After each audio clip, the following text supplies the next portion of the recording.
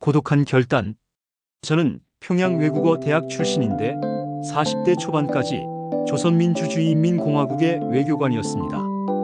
인도 뉴델리의 조선인민공화국 인도 대사관에서 참사 직책을 맡았었죠. 겉으로는 화려했습니다.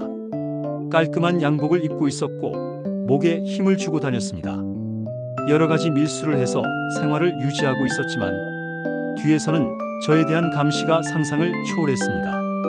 제 아내 김경심조차 저를 감시하고 있었습니다.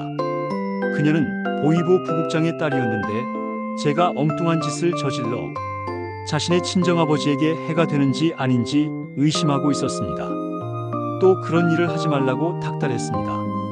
그런 상황에 처한 저가 너무나도 혐오스러웠습니다. 또한 대사관 모든 사람들의 감시가 저를 미치게 했습니다.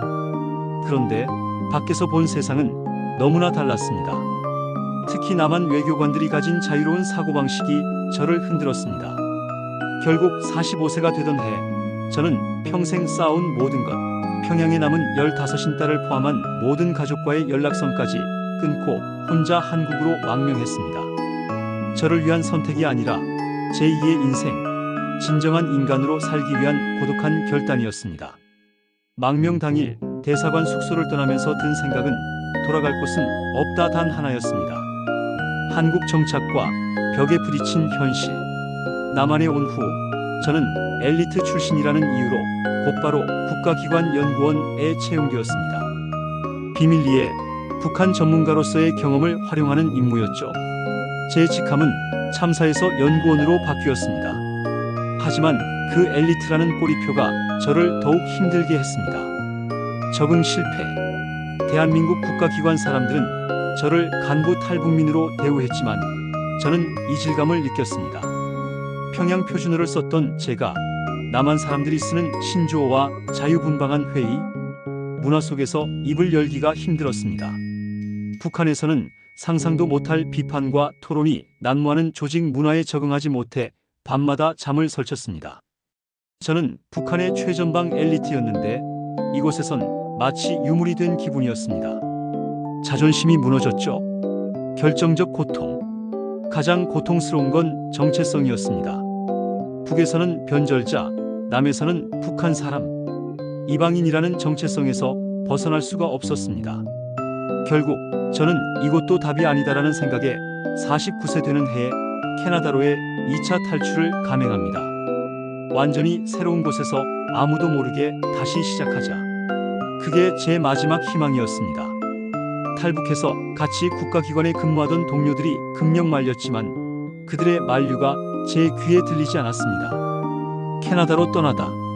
저는 드디어 캐나다 토론토에 도착했습니다. 새로운 시작이었지만 저는 또다시 실수를 했습니다. 저는 북한에서 큰돈을 만지는 외교관이었습니다. 남한에서 보았던 성공 신화들이 머릿속을 맴돌았죠. 나 정도면 이 자본주의 시장에서 큰돈을 벌 수 있다. 는 오만한 생각이었습니다. 사기 피해. 제게 접근한 사람들은 제가 북한 외교관 출신이라는 배경을 이용했습니다. 북한과의 특수한 관계를 활용해 투자하면 1년에 3배의 수익을 낼 수 있다는 달콤한 말에 넘어갔습니다. 한국에서 어렵게 모은 전 재산, 그리고 추가로 빌린 돈까지 모두 폰지 사기에라는 가지고 있던 모든 돈을 집어넣었습니다. 북한의 폐쇄적 사회에서 살았던 저는 자유로운 자본주의 사회의 사기에 대한 면역력이 전혀 없었습니다. 추락. 돈은 한 푼도 돌아오지 않았습니다. 50대 초반의 나이에 저는 캐나다에서 거리로 나앉을 위기에 처했습니다. 북한에서의 특권도, 한국에서의 직장도, 캐나다에서의 꿈도 모두 사라진 상태였습니다. 저는 모든 것을 잃고 더 이상 버틸 힘이 없었습니다. 결국 한국으로 돌아오는 비행기 티켓을 사기 위해 남은 물건들을 헐값에 팔아야 했습니다.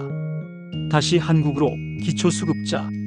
빈손으로 다시 한국 땅을 밟았을 때 저는 40대의 패기도 50대의 자존심도 모두 내려놓아야 했습니다. 2000년대 초반에 망명한 저를 기억하는 사람들은 더 이상 없었고 저는 이미 망명 실패자로 낙인 찍혀 있었습니다. 50대 초반의 나이에 제 취업은 하늘의 별 따기였습니다. 해외 생활과 사기로 건강까지 악화되었습니다. 현재 현실 결국 저는 대한민국 정부가 주는 기초생활수급 대상자가 되었습니다. 아파트 지하 월세방에서 매월 정부 지원금으로 생활하고 있습니다. 한때 수십억을 주무르던 전직 북한 외교관이 이제는 국가의 가장 낮은 울타리 안에서 살고 있습니다. 아이러니죠. 자유를 찾아왔는데 경제적 독립은커녕 국가의 도움 없이는 하루도 살 수 없는 처지가 된 것입니다. 망명자의 역설하지만 이제야 깨닫습니다. 북한에서 제가 가졌던 특권은 진정한 능력이 아니었습니다. 한국에서, 캐나다에서 제가 실패했던 것은 엘리트라는 허울뿐인 자존심 때문이었습니다. 저는 이 자유로운 사회에서 자본주의 시민으로 사는 법을 배우지 못했습니다. 그럼에도 불구하고 맺은 말 이분. 지금도 가끔 제가 살았던 인도의 그 호화로운 관저 꿈을 꿉니다. 하지만 깨어나면 곰팡이 냄새가 나는 월세방이죠. 하지만 적어도 이 땅은 저를 구속하지 않습니다.